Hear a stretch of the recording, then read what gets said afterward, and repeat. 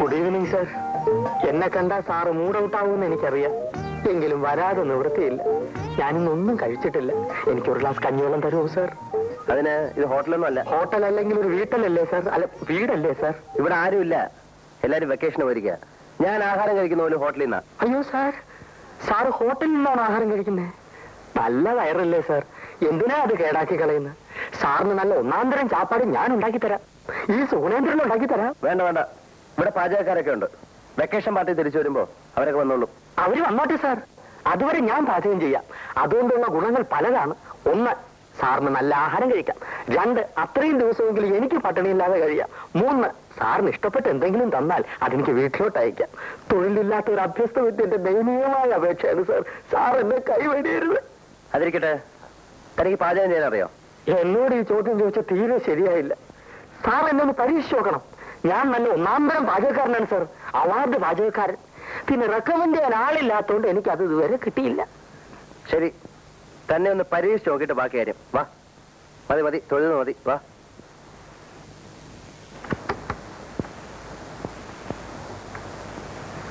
ആ, ഇതാണ് അടുക്കള. വേണ്ടതെല്ലാം ഇതിനകത്തുണ്ട്.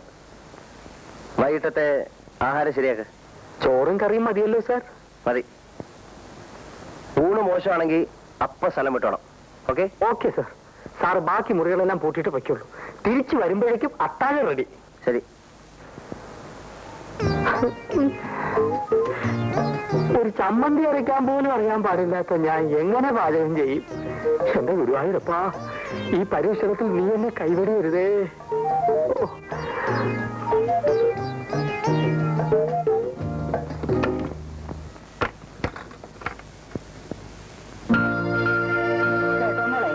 നിന്റെ അച്ഛന്റെ കൈയും പിടിച്ച് ഞാൻ പാലക്കയെ കൂടെ വരികയായിരുന്നു. നടുക്കി വന്നപ്പോ നിന്റെ അച്ഛനെ കാല് തെറ്റി പൊത്തോന്നൊരു വീഴ്ച.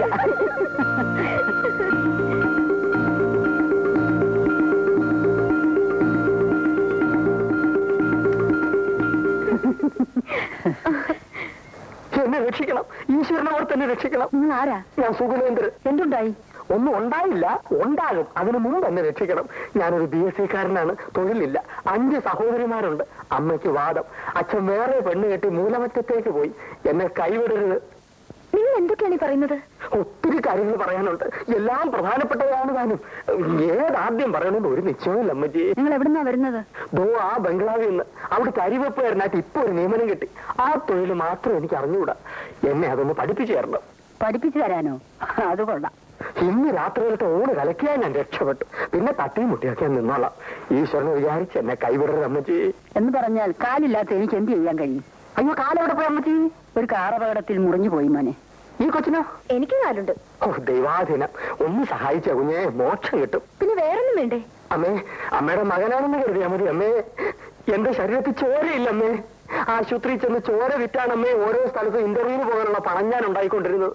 അവസാനത്തെ പ്രാവശ്യം ചോര വിൽക്കാൻ ചെന്നപ്പോ ഡോക്ടർ എന്നെ പിടിച്ച് ആശുപത്രി കിടത്തി.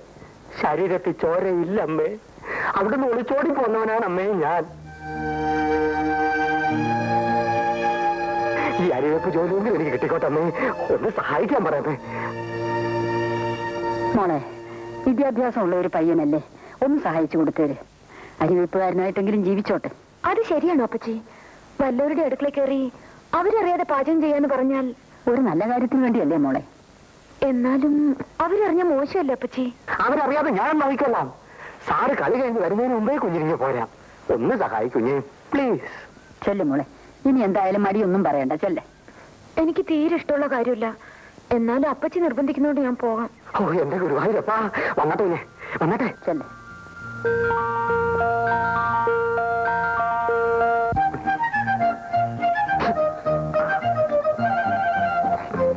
കുഞ്ഞെ, അവിയൽ നീ കായ എങ്ങനെ എരിയും? തൊലി കളഞ്ഞ് ഇത്രേശ നീളത്തിൽ കഷ്ണിച്ചെടുക്കും. അരി എന്തോ നോക്കൂ.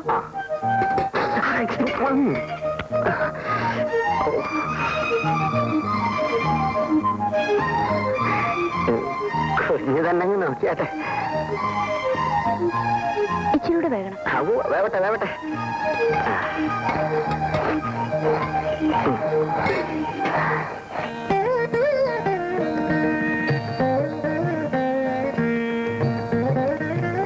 സുഗുണേന്ദ്ര, താൻ ആള് കൊള്ളാലോടോ. സമയം തീരെ ഇല്ലാതെ പോയി. അല്ലെങ്കിൽ എന്തെങ്കിലും കൂടിയൊക്കെ. ഇനിയും വിഭവങ്ങളോ? ഇത് തന്നെ വളരെ കൂടുതൽ. എല്ലാം തിടുക്കത്തിലായിരുന്നു. കറികളൊന്നും ശരിയായിട്ടുണ്ടാവില്ല. ഇതിനേക്കാൾ നല്ല കറികളോ? ഉഗ്രൻ ഉഗ്രൻ. അത് സാർ ഒരു പങ്കാക്ക് പറഞ്ഞാണെന്ന് എനിക്കറിയാം. അങ്ങനെയല്ല സുഗുണേന്ദ്രൻ, ഇത്രയും നല്ല കറികൾ ഈ അടുത്ത കാലത്തൊന്നും ഞാൻ കൂട്ടിയിട്ടില്ല. എന്തൊരു സ്വാദാണ്. സാറിന്റെ സന്മനസ്. ഏതായാലും അമ്മ വരുന്നവരെ ഈ പരിപാടി അങ്ങ് നീങ്ങട്ടെ. ബാക്കി കാര്യം അത് കഴിഞ്ഞാലോചിക്കാം.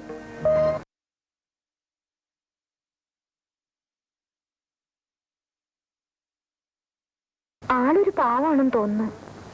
അവനെ കണ്ടിട്ട് ബോംബെയിലുള്ള എന്റെ മോൻ ശ്രീധരനെ പോലിരിക്കുന്നു. ശരിയാ അപ്പച്ചി, അയാൾക്ക് ശ്രീയേട്ടന്റെ മുഖച്ചായുണ്ട്. എങ്ങനെയെങ്കിലും രക്ഷപ്പെടട്ടെ. ഒന്ന് ജീവിച്ചു പോകണമെങ്കിൽ എന്തെല്ലാം വേഷം കെട്ടണം. മോള് കിടക്കുന്നില്ലേ? നേരം ഒത്തിരിയായി.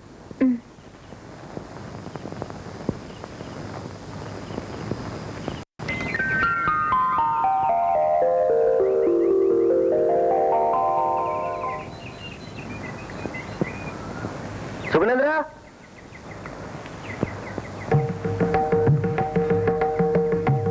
സാർ, ഇന്ന് ഉച്ചയ്ക്ക് എങ്ങനെ? മട്ടനും ഫിഷും രാവിലെ തന്നെ വാങ്ങി വെച്ചിട്ടുണ്ട്. എങ്കിൽ ഫിഷ് മോളിയും മട്ടൺ ചോപ്സ് ആയിക്കോട്ടെ. ഏറ്റ് സാർ. അങ്ങനെ അങ്ങോട്ട് തകർക്കണോ? തകർക്ക്.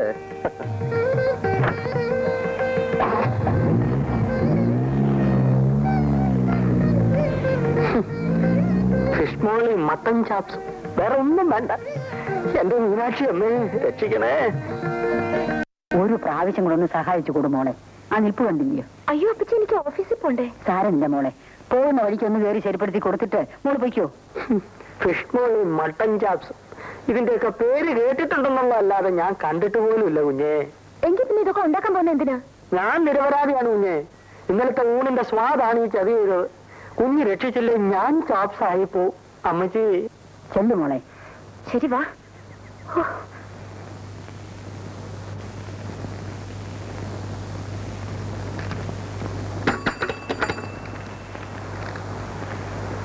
ഗീത വരാൻ പറയും. അവരിതുവരെ വന്നില്ല സാർ. മണി 11 ഇനി വന്നില്ലേ? ഇല്ല സാർ.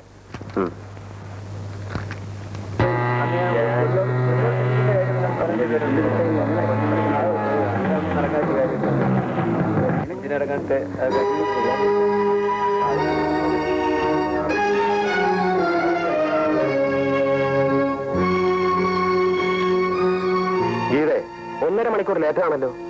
ലേറ്റ് മാർക്ക് ചെയ്യണം. ഏതായാലും സാറിനോട് ചോദിച്ചിട്ട് ഒപ്പിട്ടാ മതി.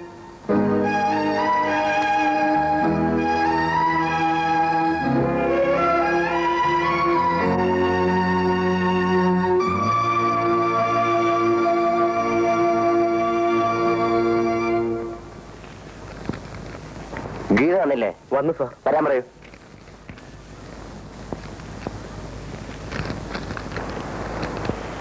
സാറ് വിളിക്കുന്നു.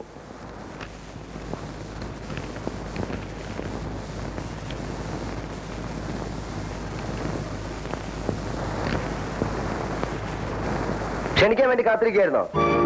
എന്താ താമസേ? ചോദിച്ചിട്ടില്ലേ എന്താ താമസെന്ന്?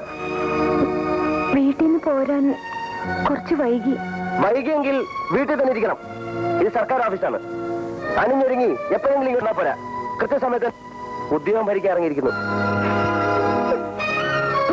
ഇന്നിന് നിങ്ങൾ ജോലി ചെയ്യണ്ട. ലീവ് എഴുതി കൊടുത്തിട്ട് പോകും. ലേറ്റ് മാർക്ക് ചെയ്താൽ മതിയെന്ന് സൂപ്രണ്ട് പറഞ്ഞത്. അത് സൂപ്രണ്ടല്ല നിശ്ചയിക്കേണ്ടത്. പോണം. പോയി ലീവ് എഴുതി കൊടുത്തിട്ട് പോയിക്കോളൂ. കരച്ചിലൊക്കെ വീട്ടിൽ ചെന്നിട്ട് മതി. ഇവിടെ വന്ന് കാണാൻ ആരുമില്ല. പോണം.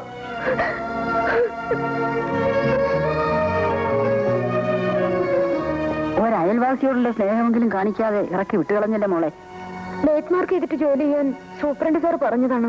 എന്നിട്ട് മോൾ എന്താ ജോലി ചെയ്യാഞ്ഞത്? അദ്ദേഹം സമ്മതിക്കണ്ടേ അപ്പച്ചി? ഇവിടെ ഇരുന്ന് ഞാൻ അണിഞ്ഞൊരുങ്ങായിരുന്നു അത്ര. എന്ത് പറഞ്ഞാലും എനിക്ക് സത്യം പറയാൻ ഒക്കുവോ? സത്യം പറഞ്ഞാൽ സുഗുണേന്ദ്രനല്ലേ കുഴപ്പം? പോട്ടെ മോളെ, ഒരുത്തിനൊരു ജോലിക്ക് വേണ്ടിയല്ലേ. സഹിച്ചുകള മോളെ, ഈശ്വരൻ അനുഗ്രഹിക്കും.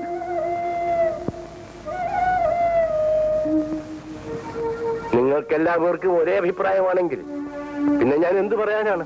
ഒന്നും പറയണ്ട. ഈ കാര്യത്തിൽ ഞങ്ങൾ എല്ലാവരും ഒരേ കക്ഷിയാ. പക്ഷേ ഞാൻ വേണുവിനെ ഇവിടെ വിളിച്ചു നിർത്തിയത് രാധയെ വിവാഹം ചെയ്തു കൊടുക്കുവാൻ വേണ്ടിയായിരുന്നു. അത് നടക്കില്ലെന്ന് ഞാൻ അന്നേ പറഞ്ഞില്ലേ? എനിക്കത് ഇഷ്ടമല്ല. രാധയ്ക്ക് ഒട്ടും ഇഷ്ടമല്ല. അതെനിക്ക് നല്ലപോലെ ബോധ്യപ്പെട്ടിട്ടുണ്ട്. ഞാനൊന്ന് ചോദിച്ചോട്ടെ, അവരെന്താ കേട്ടാ മോളെ കല്യാണം കഴിച്ച് അങ്ങോട്ട് അയക്കാമെന്ന് കരുതുന്നത്? മറ്റൊന്നുമില്ലെങ്കിലും എന്റെ ഒരു സഹോദരി അവിടെ ഉണ്ട്. ഓ, സഹോദരി. നീ എന്താ ഉണ്ണി ഒന്നും മിണ്ടാത്തത്? ഇനി ഞാൻ പ്രത്യേകിച്ച് എന്തെങ്കിലും പറയണോ അമ്മേ? രാധികയെ ബാലകൃഷ്ണൻ കല്യാണം കഴിച്ചു കൊടുക്കുന്നത് നല്ലതാണെന്ന് തോന്നിയത് എനിക്കല്ലേ? അത് പറഞ്ഞത് ഞാനല്ലേ? അങ്ങനെയാണെങ്കിൽ രാധികയ്ക്കും ബാലകൃഷ്ണനും സമ്മതമാണോ എന്ന് മാത്രം അന്വേഷിച്ചാൽ മതി. ബാലകൃഷ്ണന്റെ കാര്യം ഞാൻ ഏറ്റു. ഞാൻ തീരുമാനിച്ചാൽ അവൻ അനുസരിച്ചിരിക്കും. രാധികയുടെ കാര്യം ഞാൻ വെക്കുന്നു.